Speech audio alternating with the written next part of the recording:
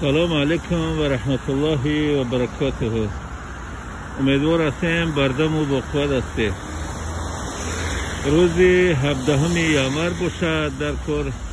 با فکرم ولادیمیر پوتین پرزیدنت روسیه یک درخواستی را با مقامات های داخلداری که با آید به ساختمان هستند پیشنهاد کرد که برای ساده گردانیدن مهاجران مهنتی که با روسیه از آسیای میانه می آیند، مثلا ساده گردانیدن پتنت باشد، مثلا همین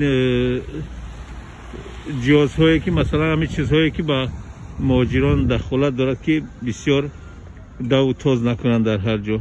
با فکرم بعد برای جای خوابشان، برای رفت آمدشون با واسطه شرکت ها، با فکرم پیش از آمدن باید که همون از تیب باید با کرونا حجت داشته باشی که مهلتش 3 روز نگذشته باشد.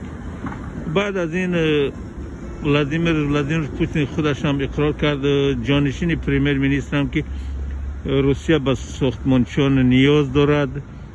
از 77 رگیونی که در روسیه هست 50 تاش با ساختمانچیان مهاجر نیاز دارد. به همین خاطر تا 1 مارس همین دستور را داده است که با او طور ساده گرداندن حجت گذاری و رفت آمد مهاجران همین دستور را بینند و با او پیشنهاد کنند تا 1 مارس. بعدا باز خداوند شاهد چی گپش که شد، حاضر دیگه هیچی گفتن نمیتونیم، به خاطر که تا ماه مارس آینده چی باشد نمیدونیم.